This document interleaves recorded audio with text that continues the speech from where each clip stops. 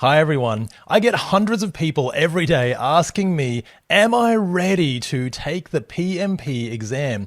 The PMP exam is extremely difficult and it focuses on projects, which themselves are also extremely difficult. I'm David McLaughlin and I've spent the last year taking over 1,000 practice questions from PMI and also teaching over 30,000 students to pass their PMP exam. And here is what I tell people who ask me this question every single time. In fact, what I have done is I've reverse engineered the PMP exam to create this specific cheat sheet. So we're going to go through that cheat sheet right now, and it's so simple once you get it. In fact, even though I can't go through the entire course, but this will give you an idea of what you need to know to understand if you are ready for the PMP exam or not. And like I said, it is so simple because what I've done is reverse engineered the PMP exam itself. When you go and take the PMP exam, in fact, even before that, if you're looking at the PMP exam content outline, it goes through three main things, and that is people. So the people that we're working with, the process, the project management process, and also the business environment and delivering value.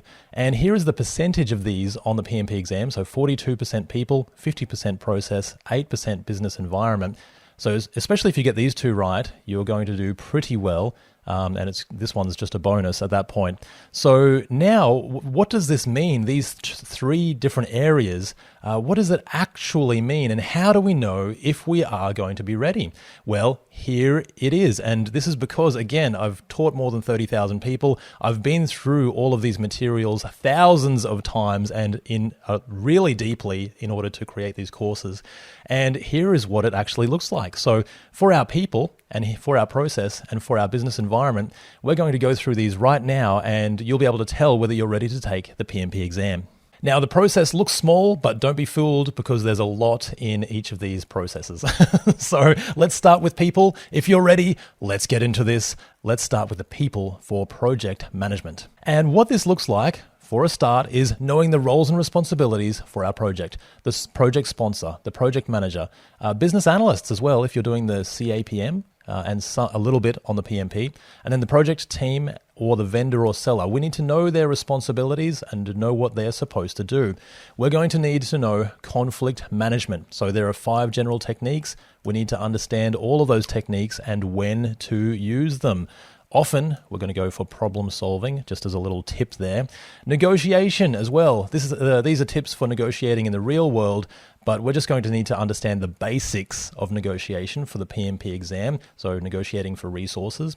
We're going to need to understand leadership and leadership styles, particularly the servant leader approach. That's going to be the biggest one that we're going to come across, but we'll need to know the others as well. Transactional, laissez-faire or hands-off, transformational or charismatic or interactional, different types of leadership styles.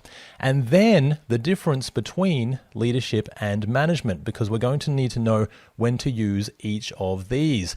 Do we use positional power or direct power as a manager to get things done? Do we need to rely on control in a critical situation? Or can we focus on the long-term vision and the what and the why with our team? Understand leadership and management and the differences between both.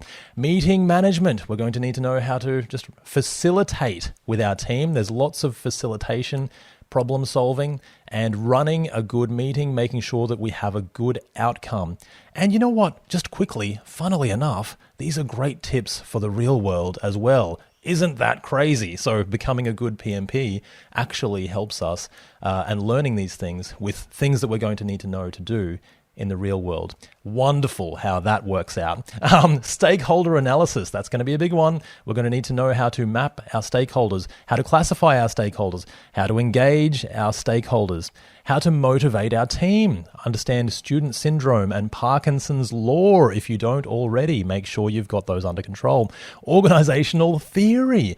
Now, you may not need to know these directly. Maybe one or two might come up, but you do need to know the general principles of motivating your team, keeping them in a good way, making sure that they get what they need to get the job done in our project.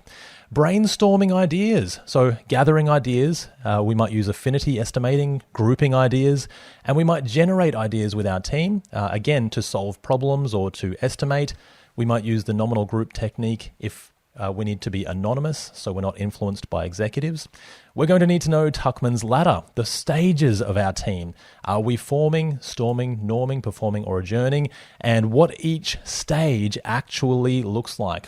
Communicating with people. So now, I mean, this is a lot, isn't it? It's a lot of information. So don't be afraid if this is too much. But otherwise, hopefully you're keeping up with what you need to know for your PMP exam.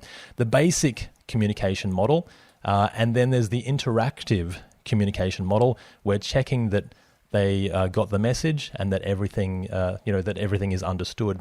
Also, the 5 C's of communication, just generally good ideas for communicating with our team and stakeholders. Pull and push communication, you'll definitely get something on pull and push communication, information radiators and that sort of thing. Emotional intelligence, we need to know for our people. Again, self-awareness, self-management, just general emotional intelligence, and there's definitely going to be a few questions around emotional intelligence. The types of power, this may not come up directly, but we need to know it. So, do we need to use referent power? Do we need to use coercive power? What's the situation and what type of power do we need to use? It'll just help you when navigating the questions and the answers and what types of power to use. Now, responsibilities and resource assignment matrices or RACEs with our team. Make sure we know when to use them, why we use them, what we need to do for them, that sort of thing. The team charter and our way of work, we need to understand that, what goes into it, how we do it, who we do it with. And wow, there it is. The first one is down already. That's 1 out of 3. That was quick, wasn't it? Now, how did you go? Did you understand? Do you already know those concepts? If you don't, again, I go through all of these in my Udemy course to prepare you for the PMP. It's really, really important stuff. We go through it in detail. Now, second part. Remember, the 50% is the process, the project management process. Are you ready to take the PMP? Let's find out. Let's go through the PM process. And the first one it looks like we've got is our predictive processes. Now, the best way to describe the predictive process, because there is a lot of information here and that you need to understand.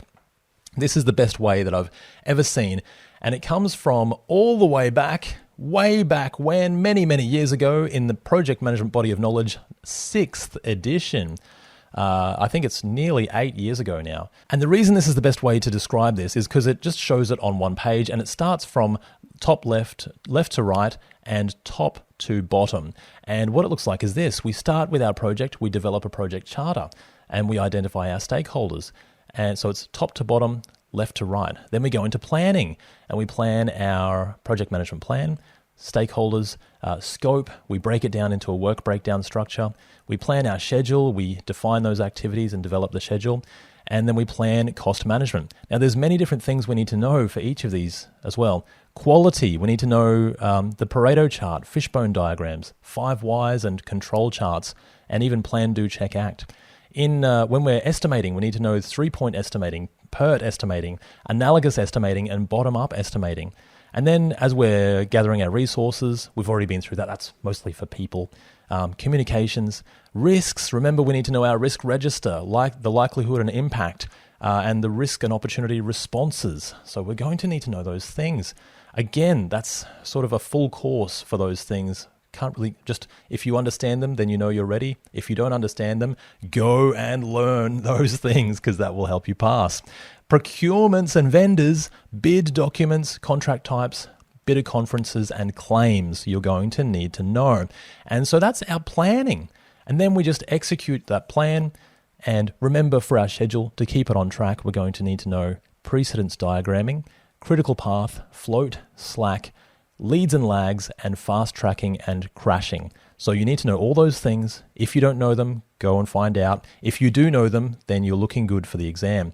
Contingency and management reserves for our budget, make sure you know those.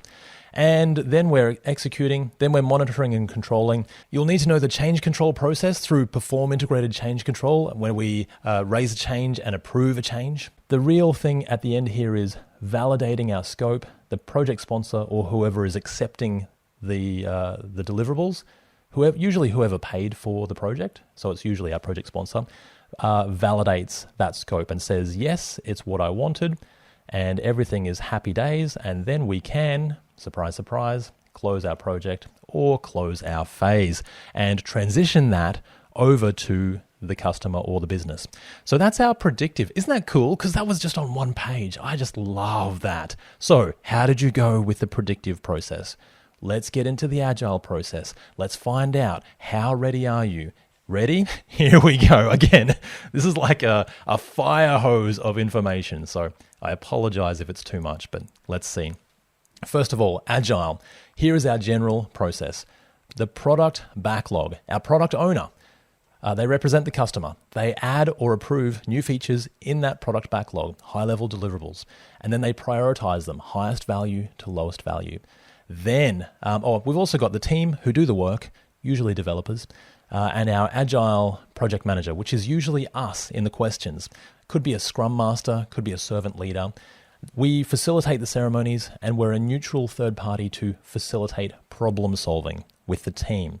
So the product backlog, remember, we take that and we break it down into small user stories to go into the sprint backlog, and we put acceptance criteria on those user stories. Then we do sprint planning at the beginning, or iteration planning. We look at our team velocity, make sure you know that one, and understand how many user stories we can put into an iteration or a sprint to match that velocity. Again, if you understand those terms, then you're looking good.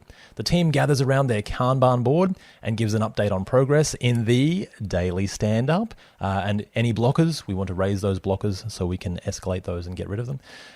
Then backlog refinement. Anytime during the sprint, we can do backlog refinement. The three amigos, our customer, developers, and testers, meet to break down the features into user stories and add acceptance criteria. And we need enough to be ready to fit our definition of ready for the next sprint. So we need enough to be ready there. Then once we've finished all of the work during the sprint, and could be 2 weeks, could be 3 weeks, depends on the team, depends on the product, could be 4 weeks, it's up to you. Just hopefully not too long. Then we've got iteration review. We're actually demonstrating a real increment to the customer. So it's not a report, it's not a showcase, it's that's pre-recorded. It's something that we're demonstrating real, close in person, place and time. And lastly, we want to meet as a team to improve our process. We ask what went well, what didn't go well, or how can we improve? What did we learn and what still puzzles us? And we take all that and we learn and we improve and we iterate forward, and we update our team charter, our way of work, our definition of done and definition of ready with the team if we need to. So again, how did you go with the agile process? Did you understand all those terms? Did you understand the general process? If you did, then you're looking good. If you didn't, there's plenty of information out there. I know you can do it. And also, we're up to the last one, which is business environment. And the business environment is basically delivering value, which is what we want to be doing as project managers in the real world and on the PMP exam. So, that's very, very handy. Let's check these out. Oh, the first one is just be a good steward. And you'll see this come up time and time again. Remember, we typically don't own these resources or the money or even the product. Sometimes we might, but often we won't. So we want to just be good, kind, honest, and being a good steward for all of those resources. So just keep that in mind when we're answering questions. Okay, the first one, delivering actual value. So we can do that with business model canvas, lean canvas, or a business case to put that together. But our ultimate aim is to deliver value. But here are some ideas. You probably won't be tested directly on this, but it's just a good idea in how to deliver value for our customers, basically. But the business case itself goes into, that's what we start with, to figure out if we actually need to do this project or make a change. That usually goes into the project charter. And once that's approved, we usually create the project management plan. So in the business case, we have the business needs, analysis of the current situation, solution options, and then ultimately a recommendation. It's a feasibility study usually. So, is it worthwhile performing this project? Is it performing value? Now, if we need to get some ideas on how to do this, we could use benchmarking. That's probably going to come up in your PMP exam. We want to find a comparable process and check our process against that process to fill in any gaps and come up with ideas for improvement. And here's select the process, compare the organization, and just go through that general benchmarking process. We also want to align with the organizational goals and strategy. Very important. We do that with a project charter right at the beginning. As part of delivering value, we're going to need to know how to prioritize things, especially in Agile. I'm not going to go through these in depth, but you'll need to know cost-benefit analysis, Moscow prioritization, multi-voting, so voting with dots or monopoly money, and what the different outcomes are with voting, Kano analysis for prioritization, the cost of delay, very, very good one, WSJF or weighted shortest job first, which is basically like the cost of delay with a little bit more information, mostly from SAFe or the Scaled Agile Framework. ICE, which is impact, confidence, and the ease of doing something. You probably won't get that one directly, but it's just a nice idea to be aware of. And multi-criteria decision. You'll definitely get something around this, where we've got different criteria that we choose and the different options that we're looking at. And we just choose the highest average or the highest total for our rankings against all of those options. We also want to know value measures. How do we value a project? And these financial measures are very handy. Net present value. We're going to have the internal rate of return. We're going to have return on investment. And we're going to have the payback period. So the shorter the payback period, the better. And also we're going to have the cost-benefit ratio. So all of these things are how we determine value. And that's our business environment delivering value. And there it is, all of these things. So how did you go? Lots of things to digest. Are you ready? What do you think? If you're not, you know what you need to focus on. These are the three things, again, just reverse engineered from the PMP exam directly. So you know that's what we're going to be looking at. And that's diving deep into each of those sections for what you need to know. I know that you can do it because you are putting in the effort and learning every day and studying towards your PMP. So I truly believe that with that effort, you can pass. I know you can do it. I definitely believe in you. And I'll see you in the next video. Bye for now.